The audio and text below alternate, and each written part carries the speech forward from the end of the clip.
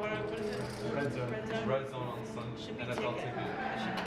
Red ticket. It's your turn. Should be ticket. All right. Gillen wanted in the. Red tape on Guess we'll call it in the house tonight. Here. Ola. All right. Are these graphics larger? No, it's the same. Oh, sorry. Oh. Then, let's see. Jacob's got his wish with the 4-color deck going on. Yeah, it's all he's been asking for the last 2 months. Yeah. So we just made it. The only time it gets me is the is it you guys using green on the clubs? Oh yeah. A lot of players hate it, but I think it looks nice. Yeah. I like it. All right. Jacob wants a lot of things. He also wants to win this game, but it's probably not going to happen. You Yeah. have Gene in the house, seed 8. Especially with Gene isn't that his brother? Yeah, Jacob brother Isaac, seed 9. Yep. Their friend George. Look at this. Their friend All right. Ignace. They Notice have a we whole got- party going on here. Looks like you guys added scrolling text to the names here. Yeah, well, a lot of new changes. Yeah. It's the longer names, the weird guys for long names. Yeah. And some normal guys have long names too. No, everyone's weird if they have Yeah. long names. So let's see. Ignish tanking 7-3. He I will say this, he's pretty much the epitome of any 2 cards. Yeah. He folded that one. So Yeah. I guess he does fold some stuff. Yeah. Like the second nuts and 7 deuce. But yeah, he definitely was not being selective early on, but looks like he's showing a little more patience now. So. Just made a full pre off a live tilt. Just so you Jacob, guys no know one cares, how Jacob. much of Thank a you. better player I Thank am you. than Mark. No bribing the That's commentator. how much of a better player I am than Mark. All right. Let's see Eric over here. Looks like what's the guy in Star Wars? The old dude. Who, One of like, the Obi-Wan. no. The evil guy. Like Yeah. the no, Emperor yeah. Palpatine or like Yeah. That's Eric. Darth Sidious. That's Eric. But Gene with it. Gene He's is Luke Skywalker in this. Yeah. Gene is the legend. Look at him. He's about to take this one down. Easy. 7-5 fold. King Jack. Oh my god. Yeah. Snap shove. Ignish. New to the game, but he knows this is a snap Yeah. shove here. And I'll say he is making decisions. Looks like a little bit faster than he was earlier. So, I don't mind King Jack Pretty here. easy when you have 2 face cards, both suited. Just looks, even if you're new to the game, it just looks nice enough for you.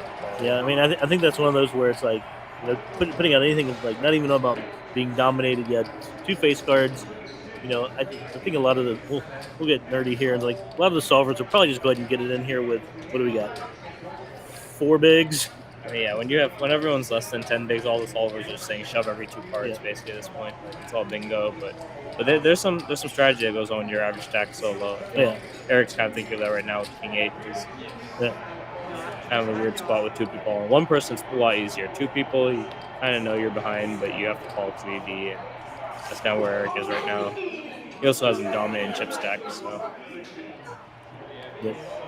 Yeah, I don't think Eric thinks he's especially against Gene. I don't think he thinks he's ahead, but I think it's you're really hoping as long as Gene doesn't have a king, you're all right. Unfortunately, Big Nesh has woken up with Eric's out. Yeah, this is one of those where something tells me these cards this is never going to go down easy.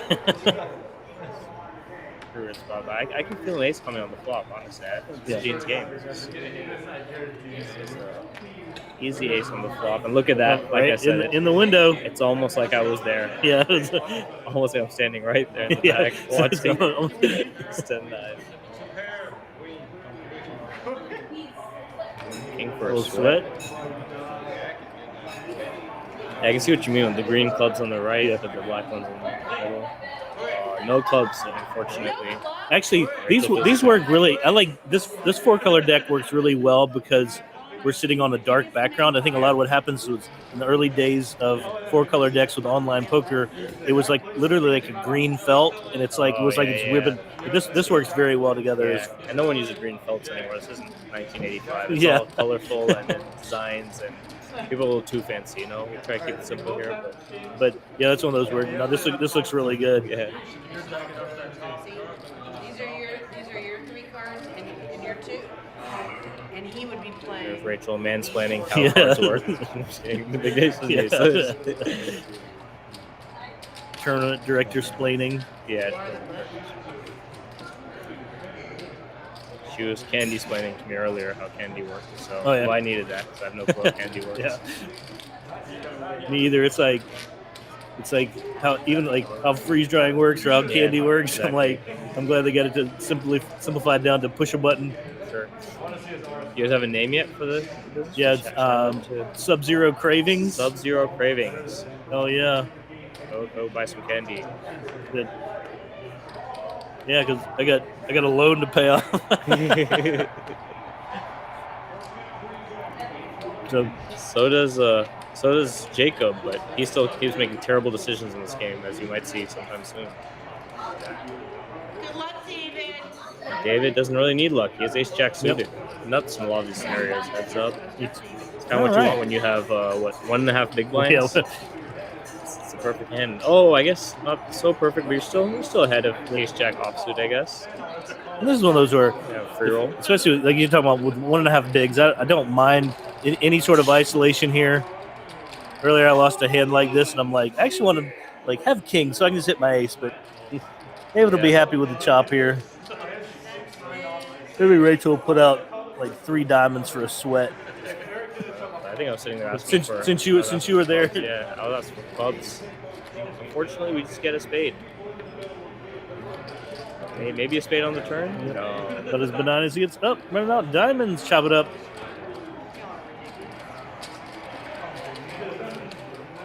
Whew. 50-50. Eric with no emotions whatsoever. He's here to win. He's been wanting that win for a while. Will he get it today? He's definitely on the Zen train here today. Just hoodie down. It's nothing to do with anything right now.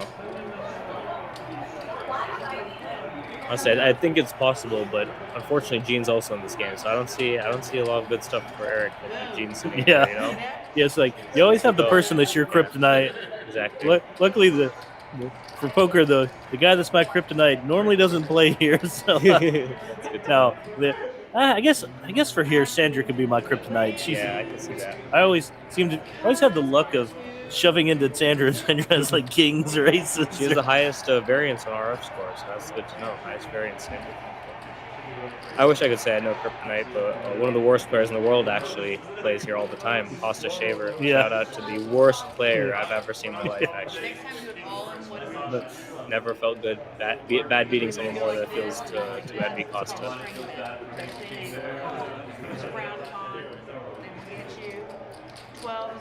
Let's see.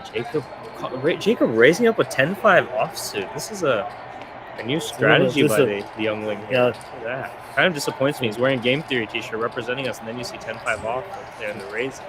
The raising us. Well, I guess he's just trying to isolate Vignesh here. Yeah, I mean, they're better hands and spots to isolate with, I guess. But Vignesh, how many? Oh, he only had 3K. Never mind. I see. My bad. Wasn't paying attention. And a little altercation. Trust the dealer. Nope. Never trust the dealer. I trust her because you'll see soon.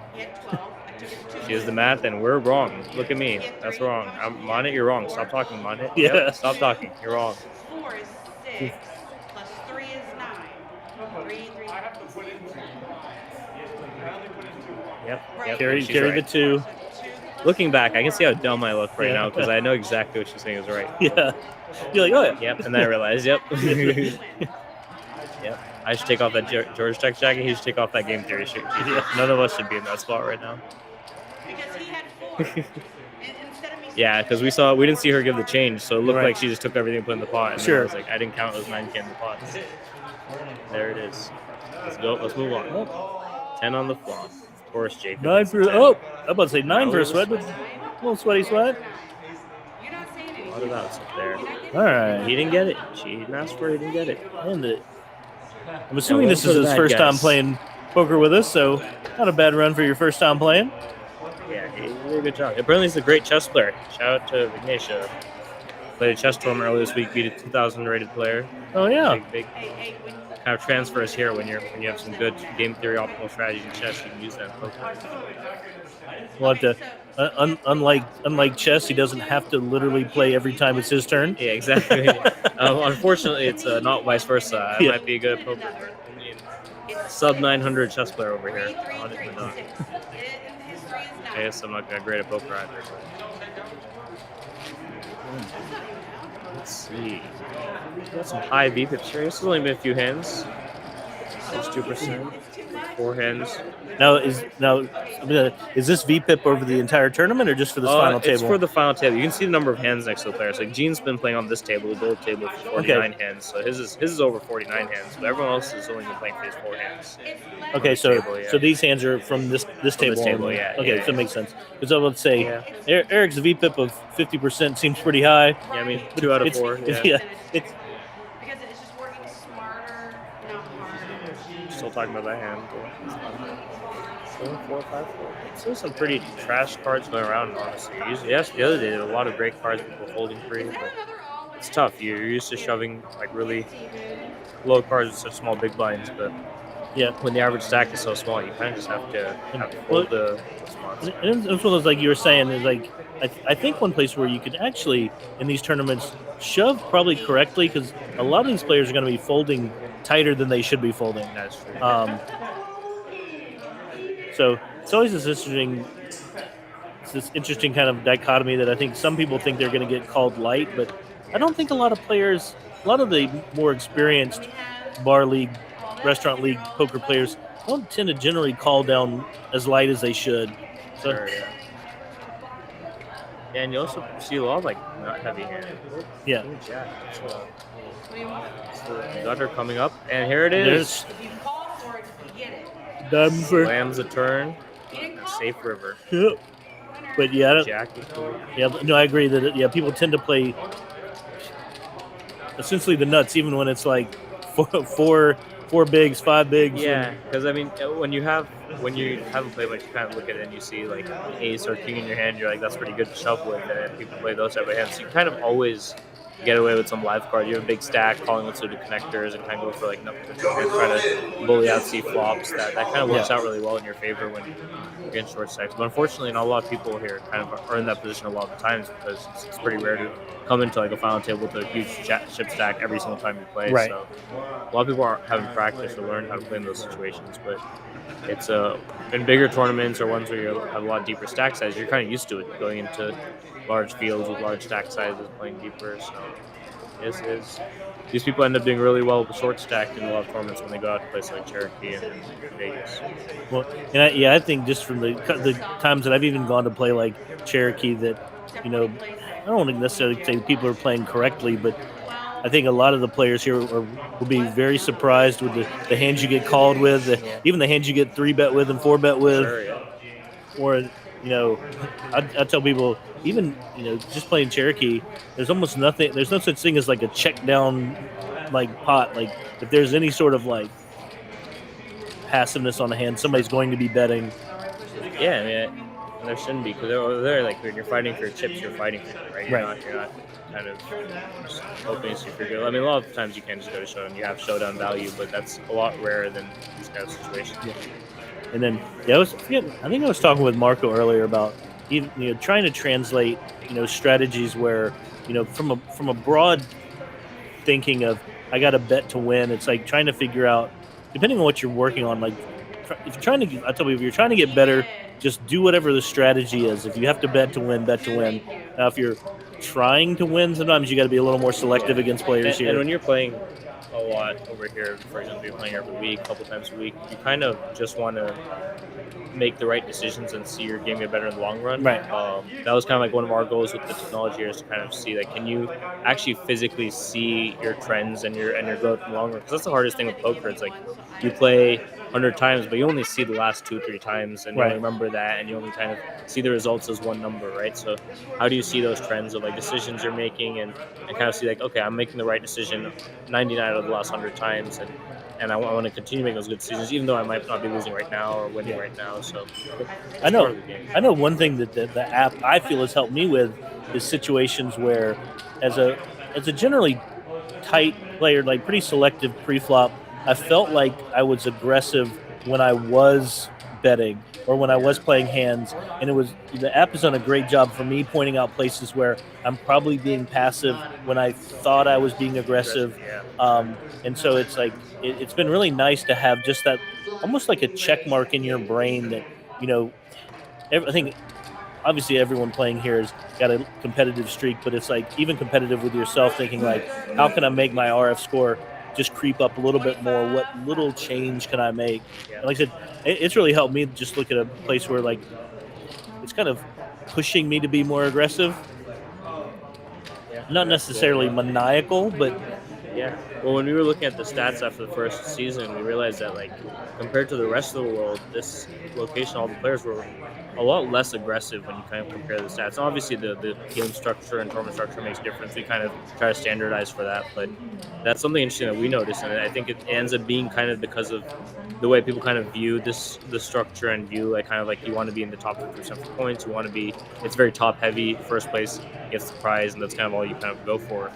So in the end, you kind of it's more of a marathon, right? It's not a lot of trying to fight for chips, ICM. That all of that doesn't come into play, and because of that, people kind of just fold and wait for the nuts and try to get there, and they do that.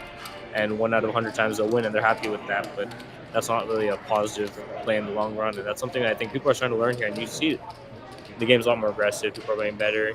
People are playing 8-4 suited out here. Yeah, that's an interesting. I think I was watching something with Jonathan Little the other day, and talking about like, there's like beginner strategy, and the crazy thing though is then there's like winning strategy, and it's like trying to learn that you almost, especially in a tournament like this, that no matter what, even though it lasts 4 hours, it is essentially a turbo.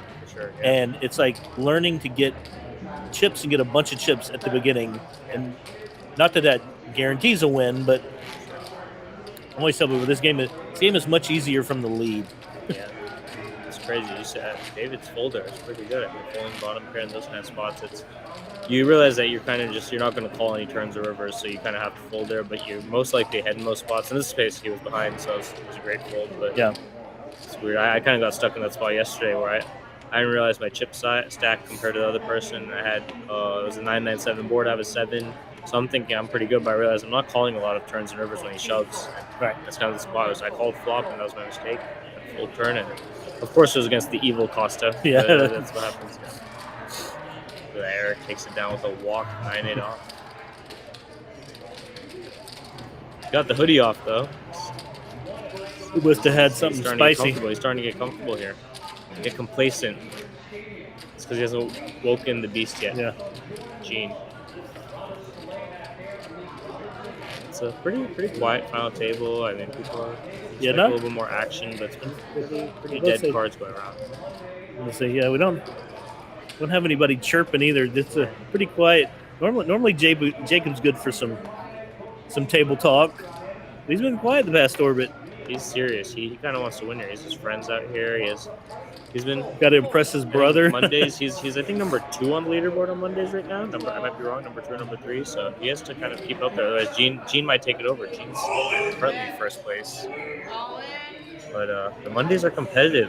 Strong players up front. And then I know we had a 4th table that the numbers for Monday are looking really good. They're starting to grow. Yeah, we had to open up a table outside, so people are starting to come in. Kind of almost on par with the Tuesday games. Tuesday's a big game tomorrow. But Mondays, Tuesdays are now starting to kind of be the big ones, and Sundays slowly too. Sundays we started off rough with just a few tables starting off, but yesterday was pretty packed, and people come in for Red Zone. They come in for watch some NFL, have fun, get extra chips with their jerseys on. You have some war going on between the players, and people enjoy it. So. Yeah, I think that Sunday game, once kind of the word gets out and people know that, like you said, we have Red Zone, come in. Got tons of TVs here. We really can't miss anything. TVs, poker. What else would you want? Right? I'll say, yeah, the NFL Red Zone was really good for me. I called it NFL for ADD. Yeah. It was like, you mean I don't have to listen to commentators, and as soon as this plays over, it's like another play? These kind of folds, I wish we had poker for ADD. This is boring. Yeah. But this was always talk about when, before you could watch, like WSOP live, that it was always, you understood why like WPT got edited down to like 2 hours. Yeah. You got to watch people like Jacob outplay others with 7 deuce.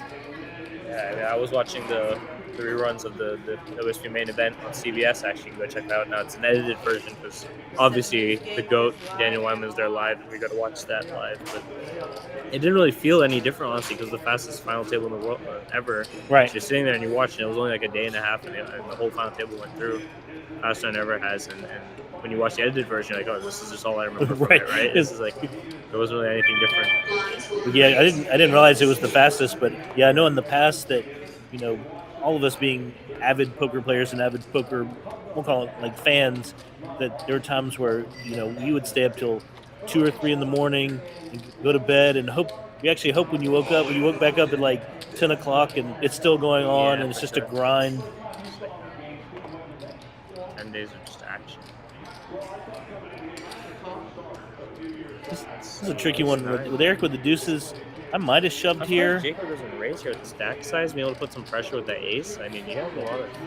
I think the only thing he's seeing there is I think he is wondering what Eric would have limped in with. Yeah, you kind of don't want to be 4 or 5 way with ace rag in these kind of spots, right? I'd consider ace 9 off ace rag, but if ace comes, you're pretty happy anyway. But Yeah, most you of gotta- the flops, it's not that good for him.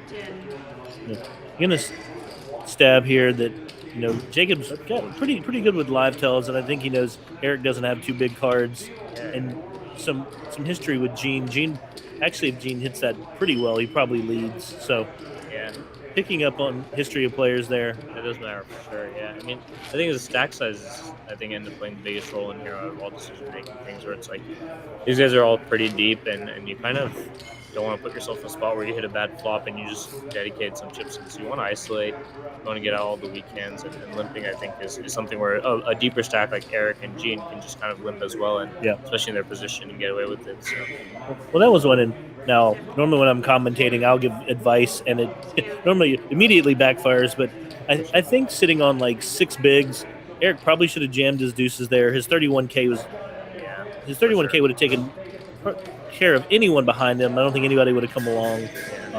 But I would have given that, and in the alternate universe, Jacob would have crazily snap called with ace 9 and flopped an ace. Yeah. So yeah, I usually don't like giving advice here either because I just know I'm better than everyone, Yeah. and they're all pretty trash. So it's like you don't want to make them feel bad about themselves, and they Yeah. realize So how they- terrible they are as players. I normally give advice. The player will do the opposite and like quadruple up Exactly. and be like, "Yeah, don't listen to what I just said." Yeah. The first one I want to give advice would be Rachel, but she's unfortunately not even playing. She's already out. So Yeah, earlier she punted it off with King Rag, I think. Might have been King Jack. We'll give her some credit. fearless tournament director.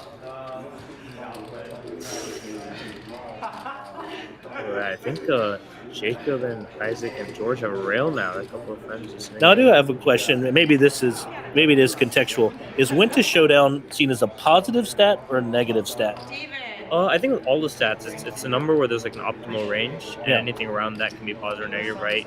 The way we kind of look at it, even like feeling a VPIP, right? It's like having a low VPIP is also pretty bad. Like if you're playing 5% of hands, that's not good. And in these spots, 10 to 20 might even not be good. You can kind of open up a bit, and higher than 30, 40 is probably pretty bad. But Sure. once you get to a certain amount of hands, same thing with Went to Showdown, where it's basically looking at all the hands you went to Showdown that you played post flop, right? So if you're playing post flop 10 hands and you're going to Showdown 10 hands, you're probably not playing aggressive enough. You're probably Okay. not putting enough bluffs there and getting people to fold. You're just kind of going to Showdown and letting your cards play it out, right? Right. And if you just let your cards play it out in the long run, you're going to get unlucky in spots. You're going to over all your hands and all the sample size. It's not going to be good for you. So you kind of want to let the cards do less of the talking and let your actions and your bets do a lot of that, and you Right. have more control of that in the end. So your Win to Showdown shouldn't be too high, but at the same time, doesn't mean you should be bluffing too much, shoving too much, getting people to fold. You maybe extract some value in some spots. So your Win to Showdown should be highly correlated to like how good your hands are and how much you're value betting. So we like to see like a low range, but not Yeah. too low. Like 40 to 60% is usually the average, I think. Right. Yeah, that was one thing I was trying to figure out, like looking at the RF scores and stuff, where it's like trying to, like you said, that makes much more sense now that it's kind of a balance between not always letting the cards win for you, but at the same time using it to make sure you're not bluffing too much. Yeah, So, and a lot of people also think that, like, for example, with the aggression score, right? That's part of the R score. A lot of people think aggression score means a higher aggression score means you're more aggressive, and that's not necessarily true. It just means you're more optimally aggressive, right? Right. You have the perfect amount of aggression, and that means it's not too aggressive, not too little aggressive, right? And I think the same thing goes for how balanced you are, your hand selection, how good you're running. I think all those kind of, you have to have a little bit of everything and be balanced in the end, right? Poker's all about kind of just balancing out your decisions, because it's all about the decisions in the long run, right?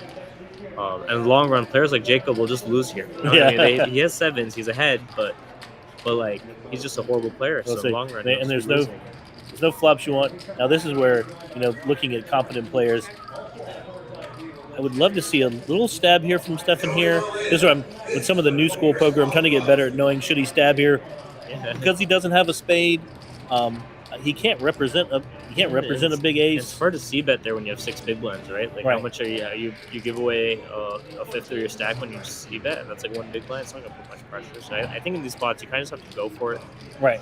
Those kind of flops. If he's checking Jacob, I mean, I don't remember seeing who the aggressor was, but if he's checking and the other guys, and he has the ability to fold at a shove, I think one of them has to take the shot at it. Especially when ace smashes your range as an aggressor, whether it's Jacob versus Stefan. Yeah, I too wouldn't pay attention.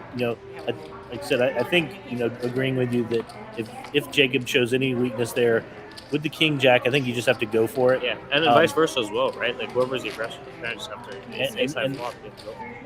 And that's when sometimes you ask yourself, it's like, and this can be player dependent, that let's say if Jacob had been the aggressor there raising with a pocket pair, that would he check the ace to induce a card you probably don't have? If so it's like maybe he's trying to induce, and so you kind of ask yourself there, with the king jack, I think you just go for it.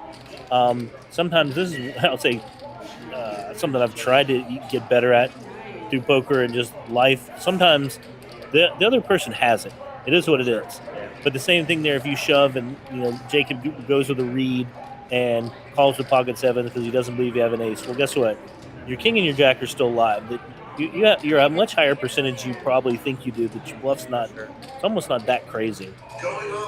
I kind of realized all the good players here today kind of have their profile pictures always poker. It's them winning. Then you have people who are just like kids here with their friends as their profile picture. Like, your friends are not going to make you the money. Right. The final tables are, and you can see Gene and Stefan with the picture of them on the final table, and Jacob and Isaac with just them and their friends, and Eric with their kids. The kid's not going to make you money. He's going to do the opposite. I will say, I think up through history, my kids are a negative ROI. I believe I was negative ROI as well. Hopefully someday my kids turn into a positive ROI. But gone are the days that you had children to help sow the fields and start selling that candy. We'll be there soon. Jacob's definitely negative ROI. I mean, shout out to his dad for coming here. He's a great player, but Jacob and Isaac is too. Now, did his dad come today? No, he wasn't here today. Somebody said, was he here? He was here yesterday, right? He was here yesterday. Yeah, he's a great player as well. I felt bad bluffing out a couple times, but I actually think I knocked him out. But that was just a side effect of playing against one of the greats. It just happens. But everyone, the nice thing about game theory is, we are set up for learning how to play poker. I think it's a nice, friendly environment. So you're saying? I think I counted it out of the 39 players we had today. There were almost 10 of them were just their first time really playing in a public setting, right? Right. So it's like a quarter of these people just like first time, even like Vignesh on the final table, he's just never held cards like this before, right? So I had to politely remind him to put his cards back on the table earlier. Exactly. It's like you've played before, you kind of know the rules, but you've never played much, and it's a really friendly environment. The viewers are friendly. The technology really helps, and people. It's not like anyone is here is good. Like, you can clearly see the absolute lack of skill on this table. But other than Gene, of course, Gene's great. But no, I think people here kind of realize that it's just you're here to like learn better and then go out and play in better spots. But it's one of those where it's like, come on, have a good time. Once you start taking it serious, you can use your poker photo rather than your family and friends photo. Exactly. Yeah. But no, I think it's exciting. Especially tonight, if we had 10 players who I think I heard them talking that I think they play a friendly home game with each other. They're coming out into an environment where, in my opinion, you get to use actually some of the best poker equipment in the world, especially if you're trying to learn. What else you get this for sure. And so, How else you get these 5s versus 8 deuce? What's going on here? Bottom pair, 5. Some. This is what I call a classic leveling game. yeah, I think The this blind, is. raise. I think this is. I think this is a turn. brother mind fuck. Yeah, I mean, it's always leveling, right? You think he's bluffing, he thinks you're bluffing. You raise him, he raises you, and it goes back and forth until you're basically all in, and you have to make the fold with the bottom pair because you just made a terrible decision to get there in the first place. And I kind of get it too. You have to make your stab. I think Jacob knows that Isaac is probably one of the few people who is capable of bluffing in these kind of spots, just because he doesn't have that much experience playing game theory. He's more experienced playing outside. And Sure. You're probably not. A lot of the other players kind of aren't bluffing as much here, which is probably a good thing with these stack sizes. But I mean, if you think the other player's over bluffing, the best way to exploit that is to kind of just call light, right? And then I think that's what Jacob went for, and it backfired. So, But that's even kind of what I was saying earlier. And sometimes there's a mindset that you ask yourself what you're getting out of the poker today. That when you come and play, that maybe even pick an off night, because we play 3 nights here at Game Theory. And you guys did split those into separate nights for leaderboards, correct? yeah, for sure. Yeah, So yeah. sometimes it's nice to just pick maybe a day that you consider your learning day, and it's one where you work on your bluffs or work on balancing value bets for bluffs. Sure, yeah. Because you can kind of fall back on another day. I think Rachel was one of those telling me she played like a year at APC where she just kind of did the same. I think she said she only shoved or folded and just picked 2 7s or 12 or something like that. Right. She had some strategy. She just did it for a year at one of the games, and you kind of get to experiment with very low cost. You're basically not losing anything. It's free rolls. But it's much cheaper than poker training sites. For sure. For me, I like just pick your 2 or 3 YouTubers, see what they kind of see what they talk about, and then come out here and try to apply those things. Where it's what are good hands to use for bluffs? What are hands that I should be calling down light? One thing I've found that, and it is player dependent, that push yourself outside of a comfort zone and sometimes call a little bit lighter. Call with second pair on the river. Call with third pair depending on how the action goes. But sometimes you'll be surprised that it makes you more comfortable. It makes you actually start to read better, I think. At the same time, you can see that I always tell people you can't play this game where it's always doomsday. And so sometimes you'll see oh my gosh, players do bluff. Yeah, for sure. We have George with kings here. Jacob ace deuce. Stefan is Stefan or No. Stefan? I think it's Stefan. Stefan. Steve Now, and I'm trying to figure out the action here Stefan G. because did George limp in or did he min raise? He had raised 10. Jacob had called. Right. Stefan shoves. George shoves. And now we're on Jacob. So it's a raise, limp, shove, and Jacob will probably fold. I don't think he can make this I call. was going to say because it ends up at the end of the day it's math. I think Jacob had called with his hand to outplay post flop, Yeah. which was Yeah, I kind of get it. It's one of those hands where you can't really call a shove. You have one live card at best. And Yeah. But it's getting dominated most of the time there. But yeah, I think he had called George's raise to begin with to outplay George post flop. For sure. And George, then, and then this is where I'd say, you never mind getting it in with kings, but you're kind of thankful that Stefan made a move here. yeah. You're not ready to see a 7-7-7 flop. I mean, this game is a slot machine, so that's what we like to see. 7% with 7-7-7. That's what we want. I'm just kidding. I've caused enough pain. George slow rolled him with aces yesterday. He had pocket tens. I shove. He calls. He says I got tens. I say I got ace high.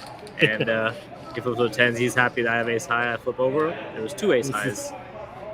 And All right, that's pretty. he doesn't see that here. That's pretty boring flop, Yeah. boring turn, boring river. Rachel, I need to see a sweat. Yeah, At least needed 3 clubs on the flop. We've been going easy today. It's just been kind of strolling through the flop turn river. It's pretty straightforward. I even take that back. 3 clubs wouldn't even have been a sweat. Anything. George with the king of clubs, but yeah, that's George for the double. But you know, he started coming out.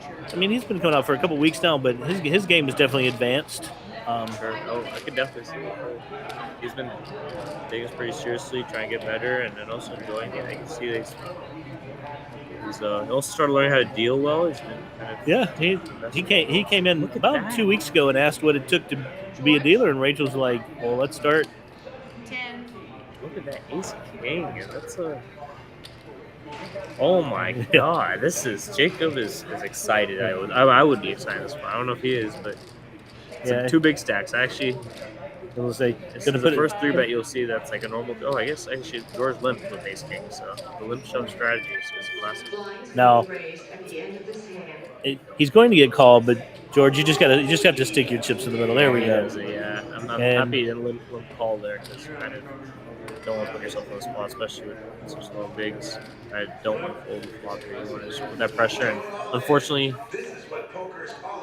he does have 10s. You're flipping, which is probably you were hoping you'd have a terrible ace, but 10's still not bad. You're still ahead. I mean, 10's ahead, ace king's a little behind. But Yeah, it's one of those where from player tendencies, I think Jacob knows that George probably doesn't have a big pair there, so you're happy to just take your race. sure. It is one of those where you might. Even if he does, like you kind of have to think about it in terms of like the combinations that are left, right? If George is really just shoving with ace king and then maybe like 9s plus, Right. maybe some ace queen, but when you have all the pairs, you have the combos of the ace queen, ace king. The ace queen and ace king are more than all those pairs, right? So For it's sure. like you kind of just have to even the 9s, right? So it's good for you. Ooh. But unfortunately for Jacob, king on the flop and I was like, Jacob, the fish. You can't George Rick, but yeah, that's one of those where it's like sometimes it's like learning to do the right thing and not worrying about results. That Yeah. the stack sizes we have here, ace king versus 10s. However you get it in, you just get it in. Sure, if you're 59% against to double up, that's plus EV, and that's 100 times to do that. 59% of the time, you're making the right move, right? So that's kind of what you want in poker. That's the best you can ask for in all these spots. So And I think that puts George clearly as our chip leader now. sure, it was chip leader versus chip leader, I think, right? Or second. Maybe close. First chips. That Gene has been quiet over there ever since Eric's slowly drifting away, wave after wave. And, that these graphics show what I think most of us know, that Jacob is probably the most active player at the table. I mean, he had the stack to do it. For Not sure. Anymore. Now he has the stack to just shove or fold, I guess. There's probably a couple, one or two big ones. Probably has less than a big one. So it must have been pretty bad. He really needed the win today. He wanted to get that top position. He's probably going to slow down a bit. Gene's just been folding every hand, and Gene's going to kind of sneak his way up. And that's kind of what I meant before, the structure of this game. You kind of just fold, let people take each other out, and get those points. Yeah. Because that big season championship game is what you're aiming for some of them. Some of them are aiming just for the big prize, the chop. It just really depends. But all of that only comes when you're in the top few spots, Right. It's very top heavy, so you kind of want to go for it. And G's going to kind of slowly take his way there and then start going for when he's heads up, because he knows he might have an edge against one of these fish. Isaac's been pretty quiet too. He came in with a pretty big stack. He's kind of just sat around the same stack size, not had around 60K is what he started with. Kind of been on there on the final table. He's kind of playing a hand now. Now, this one's a tricky spot for me. Like, the math says if Eric has one big behind, he's supposed to call there. Yeah, It's tough. Sometimes the worst thing you can do as poker is look at your cards in that situation. Or even for me, like, yeah, it sucks with the 4-3, but you're really only in terrible shape if Isaac happens to have ace-3, ace-4 on the button, and he's raising that. For sure. Everything else there, you're probably 60-40. I do think though, when you kind of think of it strategically too, when you're 5 players left in the hand, next hand, if you wait one hand, you're almost 95% of the time going to have a better hand than 4-3, right? Equity wise.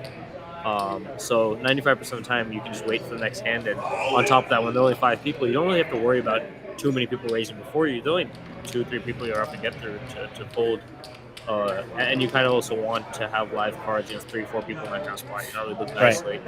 So it's one of those things where it's like you can fold and just hope that anything better will come next hand, right? I'm gonna say, yeah, 95 might even be on the low side I of. think 98%, 99%. I guess you have like 7 deuce. Well, because I think I forget where it is, but I think it's like 4 or 5 players. Like 7 deuce actually shifts to not be the worst hand anymore. There's like a mathematical switch based on number of players. Maybe something like that. I think the equities, because the equities are basically blind, right? Right. So no matter how many players, 7 deuce are kind of like, I guess, going to be the worst. But I kind of see what you're saying in terms of playability and stuff. Well, because it was something where if you look at like heads up, 7 deuce is not the worst hand because it's you got to get through essentially one player. Yeah. George folds this. I like the shove from Gene here. I think this is a place where a lot of people are too passive, but you got 5 bigs and a suited ace, and I considered one of the better baby suited aces. Yeah. It's interesting. Ace 5 suited is a sneaky hand. You'll see a lot of solvers actually. So you can actually do a lot of 4-bet shoving with Ace 5 suited, Ace 4 suited type of hands. And they kind of sneak in as a bluff. But this spot, she just kind of open rips it. And then, That's not what you want to see. Against Unfortunately- Jacob Why is with Juan talking like he knows poker? What is going on? I'm not out of the tournament, am I, Jacob?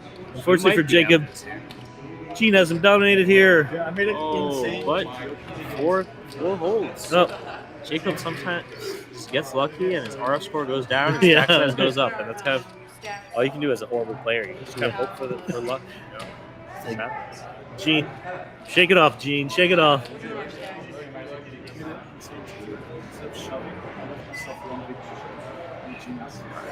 Later on. So doing a little check-in right here. I think they checked up now. Everyone has 1Ks and 5Ks, or maybe it was always like that. But I'm blind. All right, 5-10. This is definitely the go home level. Go home. Well, I'm ready to go home. I don't know how you go, but it's been a long day. Well, my day didn't start too late. I think I started about 10:30. Sorry. By the time Jacob gets there, you know. But so there's so much energy to throw away his chips on this table. But Gene knows what he has to do. Right back on the horse. Ace King makes it easy. Isaac with ace queen. Oh my god, he had this has to call and get in here. And let's see the flip. 37K. Isaac half this stack going into. He doesn't like the look of it when Gene turns over the one hand that's absolutely dominating him. Other than aces, I guess. This is one of those reactions. You're like, how does this happen? Yeah, why can't he have kings, you know? Yeah. I was like, 2674. That's Here's the thing. Isaac makes this decision 1 over 4 times he wins. 3 out of 4 times he loses. It's all about the long game, right? But yep. will this be one of those quarter times? Oh, both of them. It felt like it would. Still has some outs. And Well, nope. it's funny as for myself as the player with Ace King. I always see the queen first. Yeah. It's a sinking feeling, and especially when it's 2 hands in a row, having a player completely dominated. But nice right. bounce back by Gene. Isaac didn't realize he's playing against Gene. Go. What are you gonna do here? You're gonna lose. But yeah, Gene does a great job picking his spots. He doesn't generally tend to put himself in bad situations where calling off light, calling off way behind.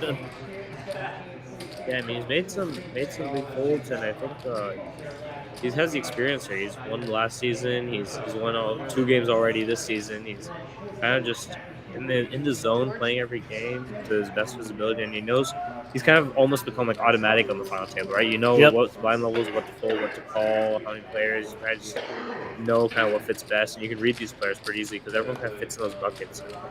Jacob doesn't have the same amount of that. Jacob out here with he's chipping back up. He's getting there. He's doing better. Well, I'll say that's another thing that I think even some players don't realize at these higher levels when everyone is playing with like, we'll be generous here, playing with 7 or 8 big blinds. Yeah. The George is up at 17. That if you can, don't go maniacal, but if you can pick up just the blinds, picking up 15K there for Jacob's huge.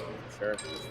You see just now, even when you see the Winter Showdown stats, Gene has the least of it, almost half the amount of time to Winter Showdown as the other players. He's also played a lot more than them with his hands on this table, so it makes sense. But Eric finally getting us in 10K. I guess he has a blind, so he has to. He waited a full orbit. He saved himself from 3-4. Now he has a6. That's why he folded 3-4, I guess. Yep. He's forced to go all in, but he has a6. It is a better hand.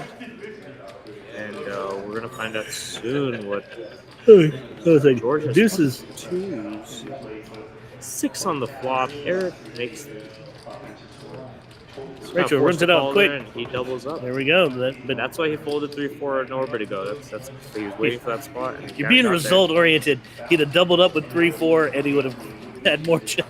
No, that's a perfect example of, especially in this, when everyone is short stacked, it's not something where, everyone around you has, 40 or 50 bigs and you have 2 bigs, where trying to fight back into it is next to impossible. That, if you've got you've got 1 big, you've got 1.5 bigs, but everybody else has 6 bigs, you double up or triple up, and you're practically the chip leader. Yeah, that's true, yeah. Man, George is kind of getting smacked by the deck here. George snaps it off with kings, obviously, because he just knows he has it. Eric, no emotion still. I think Eric kind of knows this is what it is in game. He's looking at that screen, knowing it's just change the equity, make it higher. 26, make it 50. Come on, let's increase it. I guess not. Nope, Definitely ace and an ace only. And he's out. Almost say I have to give We lost a Rachel soldier.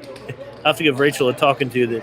We haven't had almost hardly any sweats. Yeah, no bad beats. It's just been the winning hands kind of taking it down. Yes, yesterday I had to feel sorry for Brandon as within 2 minutes of each other he got somebody hit a set on him. Essentially, and probably within 4 or 5 hands of each other. He's been taking some rough beats.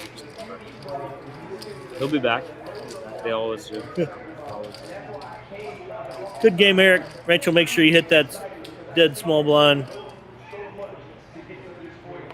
She remembers 10K to 12 G folds. I get a walk and I don't gain any chips from it. Yeah. Gets a walk. Gets 0 chips. Just like he deserves. Nothing. Guys, next week I'll be playing Monit Heads Up on stream. Oh, we should do that. Actually, I'm so down. So down. Let's do it. Heads up stream. Okay, like this video. We get 200 likes, and we'll be playing Heads Up for free, obviously. We'll put something we'll put something crazy. Like whoever gets to only lose, next quit. time we play golf, you can only use a putter. You only use a putter when we play golf. What is this, WWE? Only sand wedges only the whole golf round. That's what we're gonna do next time. Or we play chess. You start with 3 pieces less. You get some hair for hair in there. match. Scoville, spiciest chicken wings. yeah. We can put something. We can put something crazy on it. Something of the sort. Yeah, well, you could do something like that. Where you do you could combine poker with hot ones, where every hand you lose, you have to eat a progressively hotter wing. So it messes. It's just loser has to do the 1 chip challenge. Hot steaks and hotter wings. The one chip. I think I did the 1 chip challenge. I think with their second iteration of the chip. What? Remember on my my birthday 2 years ago. I won't age myself here, because I'm so old.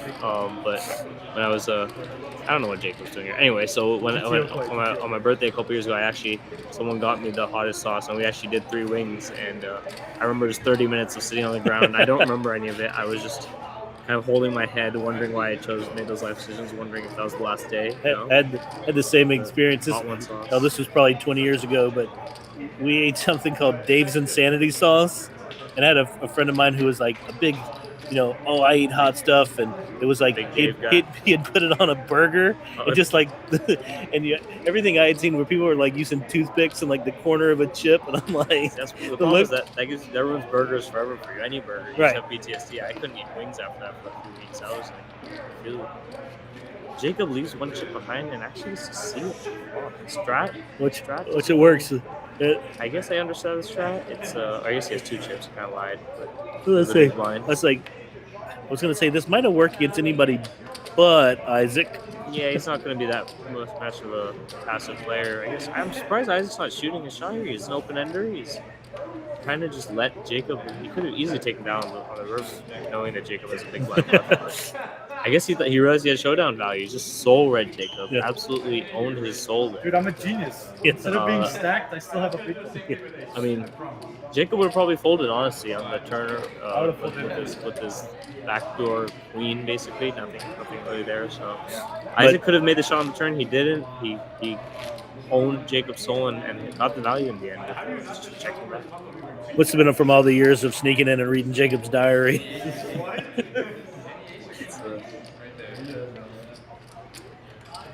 Now it is one of those, from a poker thought standpoint, I wonder if Jacob would have pulled the trigger against another player, that maybe someone that he thought would fold really, really tightly. Yeah, I think he's trying to make the 10K look like a good decision, but I guess in some spots, some players you can't really do that. Especially at this depth, you kind of want to get maximum value there, right? Like you want to be flipping, you want to get folds, you want to isolate. Like he kind of did here with Isaac, and now he's slightly better hand. All right, we'll see if Rachel makes this one fun or if this is going to be a chop. Three is the best card in the deck, honestly. So I can kind of see. Oh, do we get 5? Five behind. Let's see a 5. That's boring. All right, give them their chips Rachel's back. really making this boring. Come on, That's making money off George on that one. Isaac. Oh, I guess. Yeah, Chop it up. chopped up George's money. Yeah.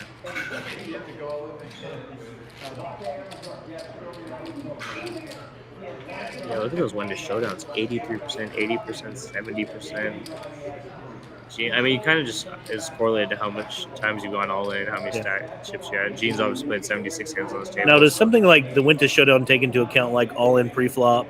That all ins count as 100% win showdown, like it counts for him, because you basically did go to showdown and you did play faux swap, so it's included there. Jacob's having a time with life. I think there's some family feud going on here, and Gene's just kind of in the middle of it. George also. George's a friend of theirs. I went to college with Isaac. High school with Isaac, so I didn't know. But Gene's kind of just messing around with these kids over here. He's like, "This is my game. Get out of my table." You know. I'm trying to think. Last time I saw, Gene had 70K, so Gene's sitting on 6 or 7 bigs. Isaac's got a healthy stack. And then last time I saw, George was sitting up in the 160, 170 range. It's gonna be trash. No, you still might win. It's trash. Unfortunately for Jacob here, he's going to get no free money. All right. Flips over probably a better hand than he wants to have. Looks like Queen 10. My old eyes are terrible. 9-6. Queen 9. Queen 9-6. And then you're like, opportunity knocks. You got Gene dominated aces and 4s. Play the queen. Jacob he's going up and down like a roller coaster right now.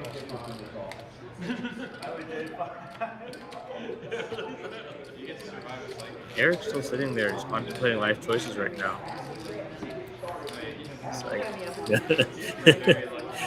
I think Eric's just contemplating how he's going to match his outfit tomorrow. He's definitely on the high style of the poker players here. That sure, I think I own like 3 or 4 pairs of shoes, and Eric walks in with a different color pair every day. Came with the entire, I think it was a Chiefs suit the other day.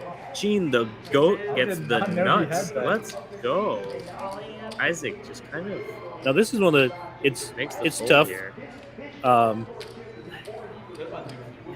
Just because it does make things transparent, but I think I go for a tricky little raise there to just anything to entice a player to come along. Yeah, I mean, also it's a weird spot because I think you can limp a lot of those spots just because you know that person's probably going to shove. And they just check and kind of use on the flop.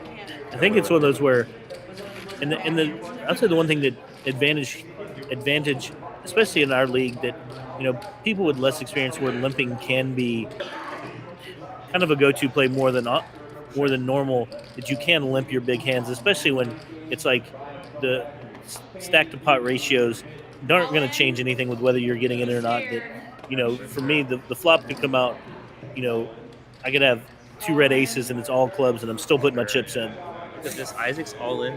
Jacob Jack just 10-9. Speaking of stack to pot ratios, Jacob can barely spell stack to pot ratios. So see, he's kind of in the spot with 10-9 suited. In a way, he's just kind of dominant over here. Jack's like Yeah. 2 overcards, both of them. Jacob asking Rachel to do something she hasn't done all game, which is make it interesting. It has been a pretty boring round table so far. I'm not gonna lie. Table talk, no trash talk. 6-7. All right. Brothers feuding All right. against each other. Okay.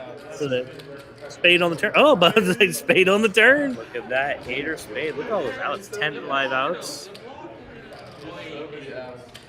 Rachel giving us the sweat. Thank you, Rachel. All right, ship the 10. But he gets nothing. Good job, Jacob. Great run for someone who just relies on luck and variance and has no skill whatsoever. And pretty decent job for someone who just ran And that the nice thing is with the RF Poker app, we can track all of that. Exactly. Mr. 21 variance, actually, we were talking about today. Yeah, 21. Imagine running that good. That's like, well, I would say that's like Sandra levels, but that's not Sandra levels at all. Sandra's another beast when it comes to getting carbs. But some people with skill, the final 3, Gene, Isaac, George, some goats on the table today. This is some great poker we're going to see here. Now this is one where, now that we're 3-handed, I like Gene putting pressure here. I would have liked to have seen George open here, especially as the chip leader.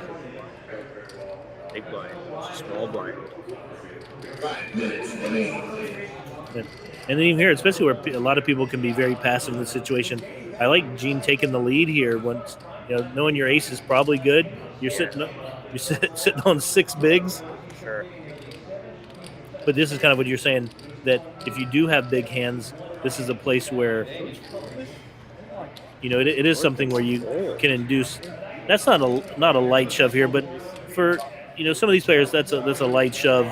Sure. So and you see a lot of spots like these, like a lot of people like the 3-handed kind of gets their head that okay, you can have any 2 cards really, but you kind of have to think about this the same way. I was talking to Dan the other day, he's kind of telling me like the way he thinks of 3-handed is the same way to think of it as if you're 9-handed, it just holds to the button, right? Right. You're playing blind v blind, it's like how you're always playing blind v blind. It's just, nothing's really changing. You don't really have to consider that there are other 10 cards that are dead because you don't know what those cards are, right? So in the end, you have to kind of just have consistent decision making, and I think people take that to their head. George over here, obviously, I think thought he was making the right decision with A7. Maybe most of the time he is, but I think in that's this why you kind of just have to. And this one of those now, I will say there are times where I'm a proponent of not giving up a chip lead, but also I think in that situation, I had almost look at limping that ace. I'm almost considered a trap. Almost considered For a trap. sure, yeah. Especially with Gene, who's been pretty aggressive. I'm trying to get this play. I'm trying to figure out that I didn't want to just shove and win 10,000. I was trying to figure out how to get Gene to put his 60K in the middle.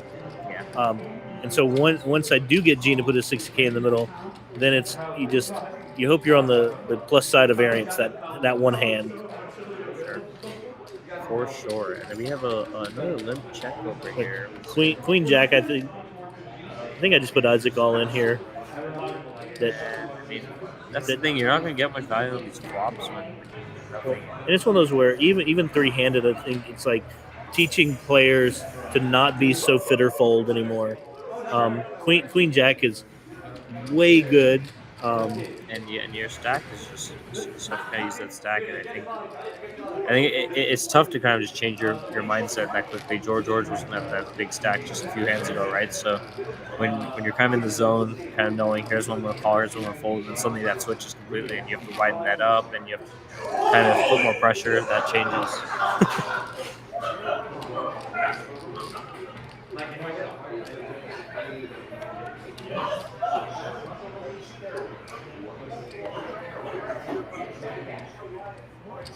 Let's see here. 10 moves for George, and Gene gets the walk. Yep. 10-7 suited. I think even if they all played it, it actually would have been the same way. Gene would take that down. Strong hand. Hearing some loud noise from inside. I guess we're going to see some action. Stay tuned 15 minutes from now. Some big stuff's about to happen.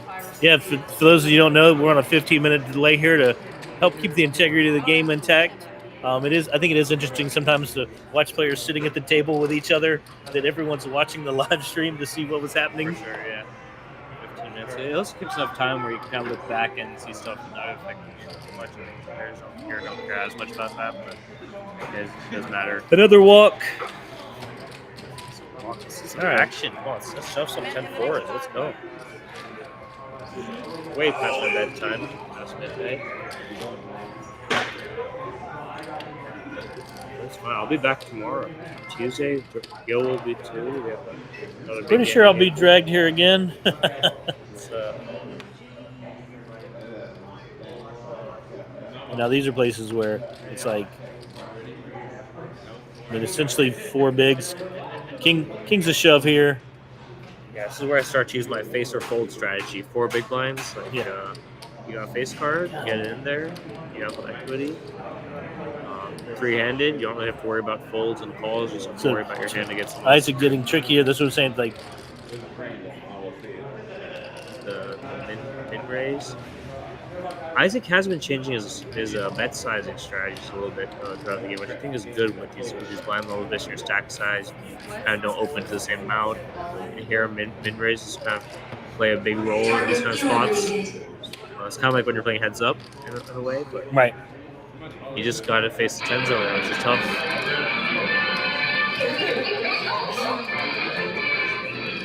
It's a winner. 10 minutes to go. Look, 10.99. At first, I thought George was going to just call the raise there, but I do kind of one of those where it's like push back. Yeah. The problem is you can't with 10s because you know that the overcards over there, if any of them hits a flop, you're just stuck, right? So you want to put that pressure. 10's probably the perfect hand to shove with. You can probably call it some aces maybe once in a while, but and then with these many big blinds, you just want to shove everything in its stack size. Any pocket pair is kind of getting it in. You can't really call and let it go to the flop because he shoves flop and there's overcards. Now you're stuck because Yeah. So I like George retaking control of that hand. It's back to especially 3-handed. If you're beat, you're beat. It is what it is. Did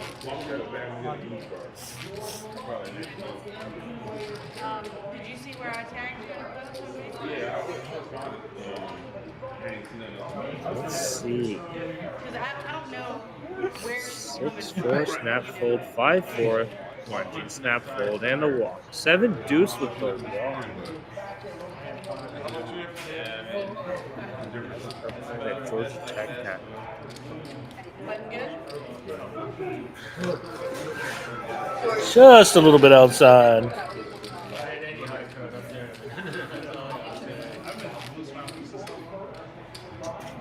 Yeah, no, what?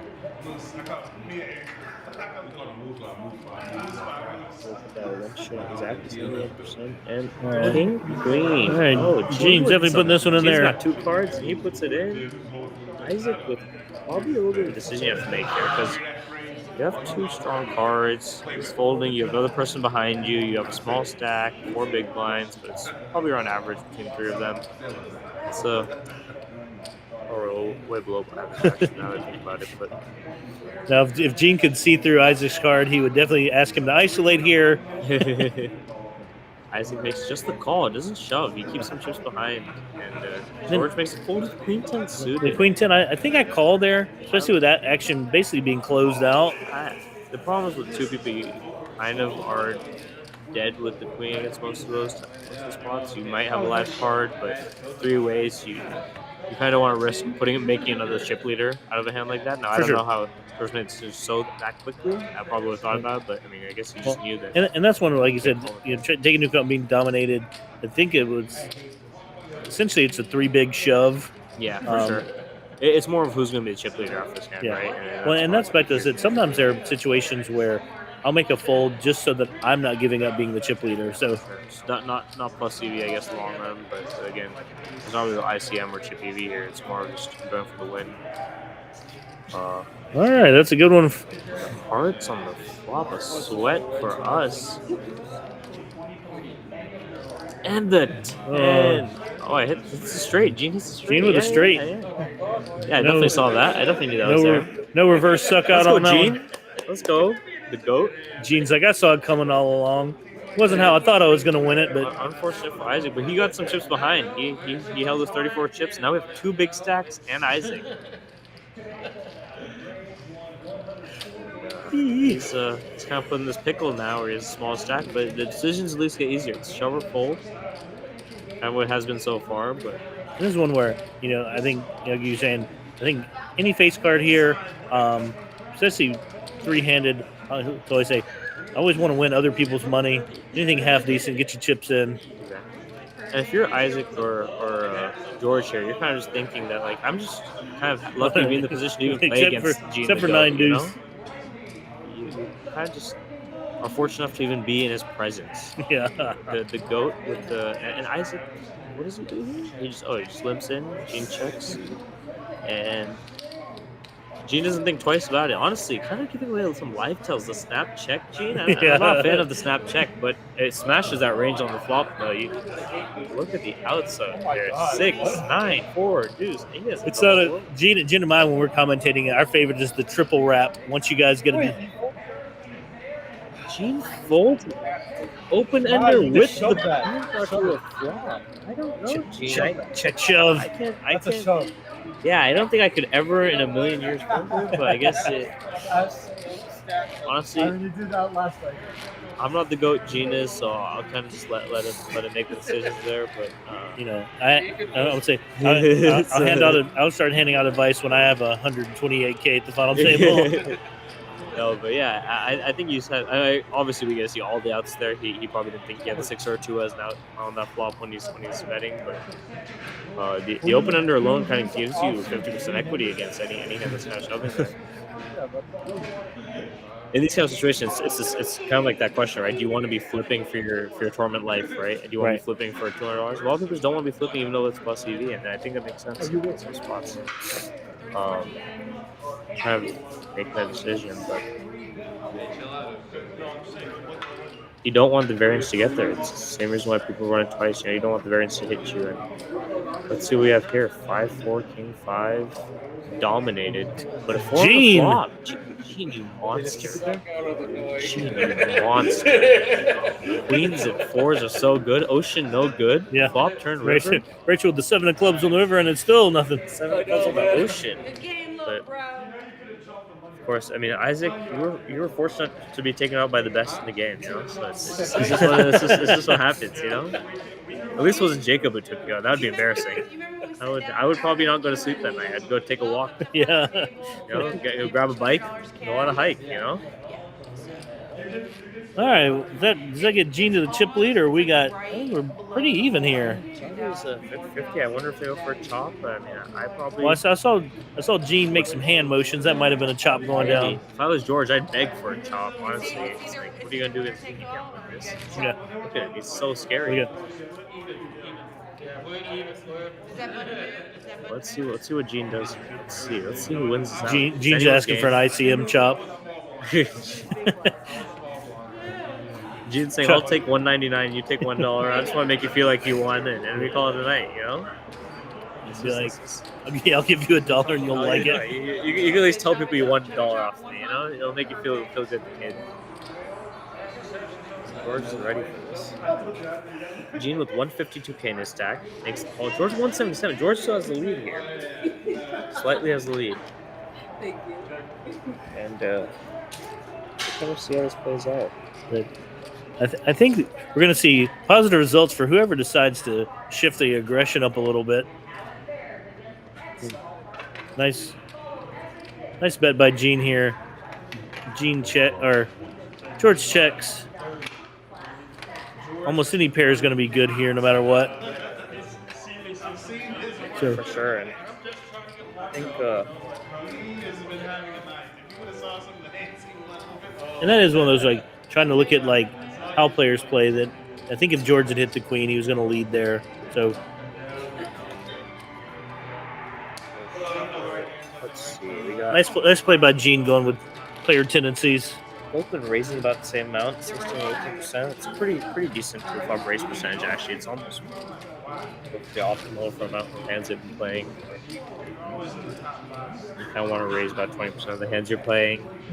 Play at least about 20-25% of these spots. Maybe a little more when you're 3-handed, 2-handed, but Ace-9, I mean, Now it's one of those trying to figure out, like, a strategy. Dealer's kind of busy with the chip ups here. I didn't realize it. I don't think You know, cards aren't here. what are we looking at? Looking at like a 9 big shoves. Yeah, I think that's a call at this level. That's a call there. Sure. No, this is definitely a tournament defining call. Notice your cards haven't been still flashing, but that's okay. I think we'll see in a second.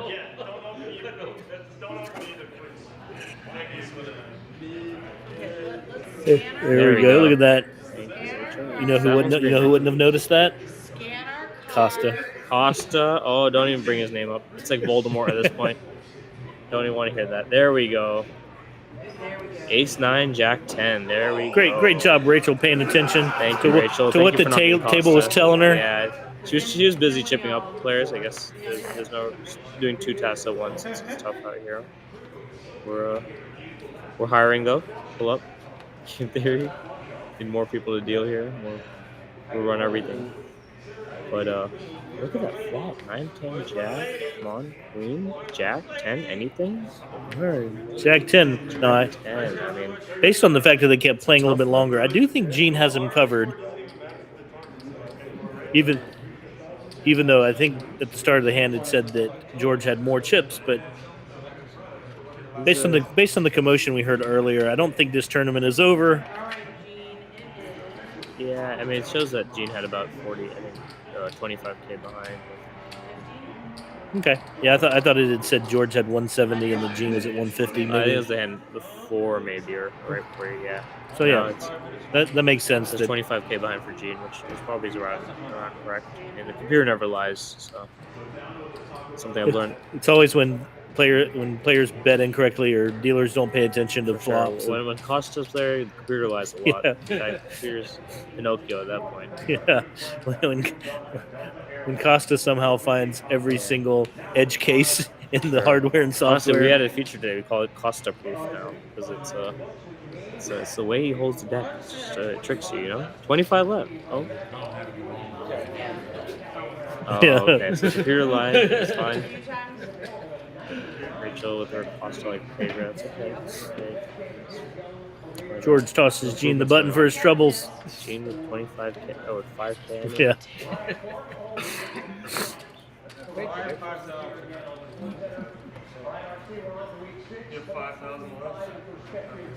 All right, Rachel should probably scan Gene's stack just to make sure it's right.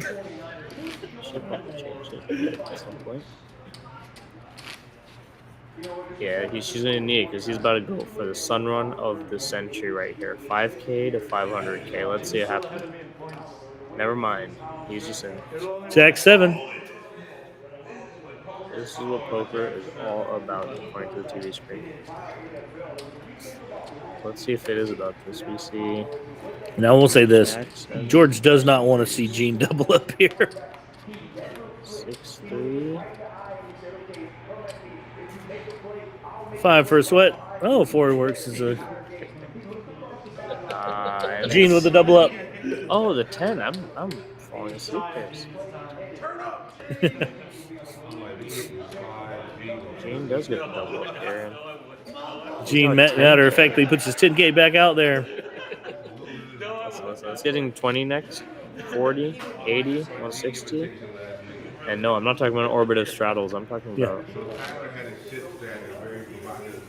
Gene's stack size.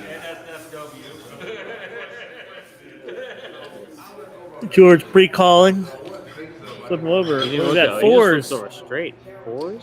Oh, George's got to be feeling good about this Gene, you situation. monster. They saw the TV screen before he even looked at his cards. They know. They know. What do they know? What do they know? Oh my goodness. Gene, you monster. Gene with queens. And we get the sweat. We get the sweat. We get the sweat. Did they play the board? Oh, he Yeah, it was- yeah. He can't play the board. He's on a heater. Oh, you monster. George is fuming right now, but Yeah.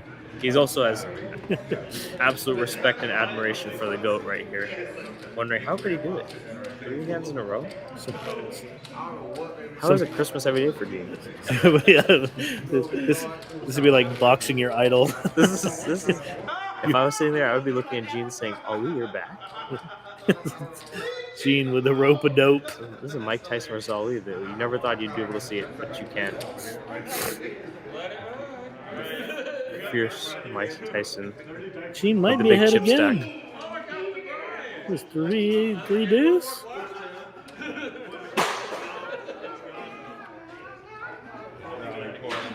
Let's see, Muhammad Ali right here with 9-5 versus. Dolly Parton versus the the dirty diaper.